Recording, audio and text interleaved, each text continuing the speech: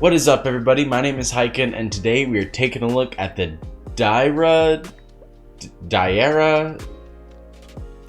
We're taking a look at the Dierya mechanical keyboard. Really quick before we get started, please do remember to like and subscribe if you enjoy the video. It really does help me out. Also, if you want to see me unbox products just like this one, feel free to check out the Twitch stream. I'll leave a link for that down in the description below. Alrighty, let's get into it. Let's begin with the box, and I'm not talking about the contents of the box, I'm talking about the box itself, because this box is actually kind of impressive. It's got a window so you can see the keyboard in it.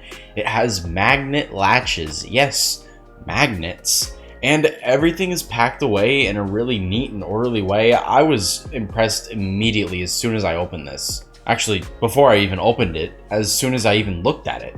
Now, inside the box, you get the keyboard, you get two alternate escape keys, which I think is a very cool addition. Awesome that they gave you these, especially this kind of A-shaped one. I think that one's really awesome. Definitely leaving that one on the keyboard. You also get a wire keycap puller, something that I have never gotten out of a keyboard box before, so that's pretty cool. These ones are a lot easier to use than the rubber ones, or maybe not rubber, they're plastic. I don't know. This one's a lot better. It's easier to use. Just an upgrade 100%.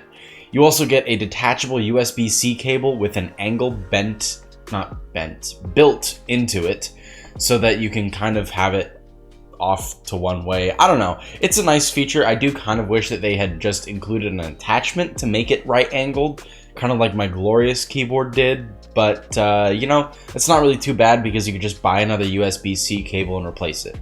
There's also a dust cover if you choose to use it as one. I never do, but I know that some people do. So yes, it does come with a dust cover. You also get a manual with different instructions for Bluetooth, the lighting, stuff like that. Because yes, this keyboard does have Bluetooth. I'll talk about that a little bit later.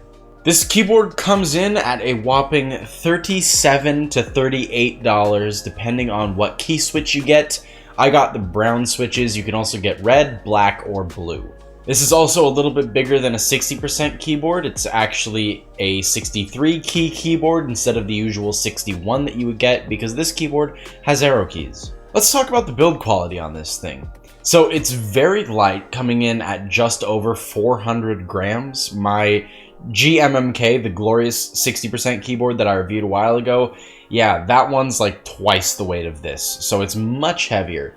However, this lightweight is very nice for travel. If you travel a lot but you want to have a nice mechanical keyboard to use, this is a really good option because it's small, it's super lightweight, it's compact, and the cable is detachable. I mean, what more is there that you want in an easy to transport keyboard? This lightweight did scare me a little bit when I took it out of the box, but there is like no bend on this thing pretty much. It's very sturdy, so I don't think that you have anything to worry about in terms of build quality. On the back of the keyboard, you get two kickstand feet as per usual, and you get not 4, but 6 rubber pads to keep this keyboard from sliding around. I think this is a really nice way to compensate for the keyboard being so light, to just give it that extra grip. So, very smart move. One thing that I do have concerns about, though, is the keycaps. They're double shot PBT, and definitely not the best set of keycaps I've ever used. They are already gathering finger oil, and I haven't used this thing for very long yet, so definitely be on the lookout for that if you get this keyboard. Another unfortunate thing about the keycaps is that the layout on the bottom right corner of this keyboard is kind of weird. I wish that they had just switched where the shift and the question mark / key is. That would have just made this typing experience a whole lot better because I found myself pressing the shift key when I meant to be pressing the question mark. That's where the question mark normally is on a regular keyboard, and yet they put the right shift there. I don't know why they didn't just switch the two and maybe adjust the arrow keys a little bit, but it really doesn't make a lot of sense to me why they did that, and unfortunately, that's going to make these keycaps a whole lot harder to replace because of that super small spacebar. Another thing is that the function row, right, F1 through F12, that is all actually double shot as well, which is awesome. It's great that we don't have to worry about that printing ever fading. However, Because of the position of the stem and the supports on the inside of the keycap, the lighting that you see there on the F1 through F12 is all muted and it kind of just looks bad. Now I kind of understand why companies print that on instead, is because it just looks better. This doesn't look nearly as good. You can kind of see the lighting through it, but it has a lot more plastic to shine through than the original character does, so definitely doesn't look as good. Typing on this keyboard was actually pretty nice. I don't love the keycaps, which did take away from the experience, and I don't love these switches either. I just don't like brown switches in general. I don't think that these are bad switches, they're just not for me. Speaking of these switches, before I tell you any more about them, let's go ahead and hear them.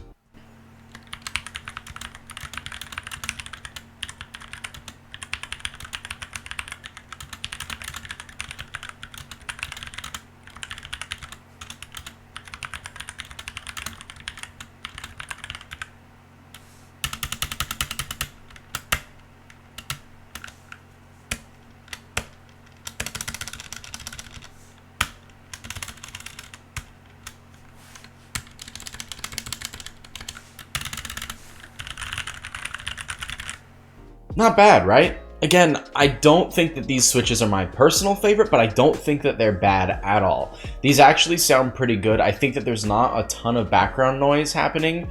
The stabilizers are pretty noisy though, but every other key sounds pretty good. This keyboard also has Bluetooth. Hi, it's me. So I was about to test out the Bluetooth, get some B-roll footage of me using the Bluetooth, and it was a buggy, glitchy, terrible, awful mess. Just don't use the Bluetooth on this keyboard. Just use it as a plain old, boring, wired keyboard. Don't worry about the Bluetooth. You'll thank me later. I was having some serious movement bugs. I kept moving backwards because the keyboard kept disconnecting and then reconnecting and stuff like that. So don't game with the Bluetooth at the very least. It might be fine to type with, but yeah, it was bad. The Bluetooth is not why you buy this keyboard. And honestly, this keyboard could still be a $38 keyboard even without the Bluetooth, and you wouldn't be getting ripped off. So just don't use it. Don't use the Bluetooth. What's actually pretty cool is that the spacebar on this keyboard shows the charging status of the keyboard. It'll be like a breathing red effect if it's low on battery, a breathing blue effect if it's charging, and if it's fully charged and good to go and you have it plugged in, it'll join in with the rest of the keyboard. Now, this brings me to my next point. You can't really customize a lot of the lighting. You can't customize what the spacebar does. You can't say, oh, I don't want you to show me the Bluetooth charging indicator. I just want to see the lighting effect that the rest of the keyboard is doing on the spacebar. You can't do that because there is no software. The caps lock also has a similar issue where if the caps lock isn't activated, it'll go to your default full color. And if it is, it'll go to a different color. So you'll never see the caps lock joining in with the rest of the keyboard on the lighting effects, which is unfortunately very distracting to me. Speaking of the lighting, I actually think that it looks pretty good. There's only 7 lighting effects, but you can adjust the full mono-colored lighting effect as well. I'll be taking you through those on screen right now. I actually think that this lighting looks pretty good for a, $38 keyboard. I'm impressed. The overall experience with this keyboard has actually been pretty awesome. If I had a $40 budget and I bought this keyboard for myself, I would honestly be thrilled. Especially if I bought the blue switches instead of the brown switches. But I wanted to try them out because I know that I'm always getting blue switches, so I thought I would get some brown switches just for you guys. But yeah, no, the lighting looks good. The detachable USB-C cable, I mean, that's something that you never see at this price point. Usually, you have to go above $50 to get even a detachable cable, and usually it's micro USB. My GMMK Glorious keyboard has a micro USB cable. It's detachable, but it's a micro USB. Seeing USB-C on a $40 keyboard, that's crazy. Crazy awesome though. Definitely not complaining. I mean, really, the biggest improvement on this thing could be the keycaps, and unfortunately those are hard to replace. But you could just replace some of them. Maybe get yourself a rubber keycap set for 1 through 5, Q through R, that kind of thing. If you're looking for a cheap 60% keyboard, I definitely think that this is one that you should consider. And I'm talking about everybody, not just people who are coming from membrane keyboards looking for an upgrade. Seriously, check this thing out. This thing is awesome, if you don't mind the keycaps. Alrighty folks, that's gonna do it for me today. Thanks for dropping by and watching, I really do appreciate it. Remember to like and subscribe if you enjoyed the video, and I will see you all in the next one. Peace!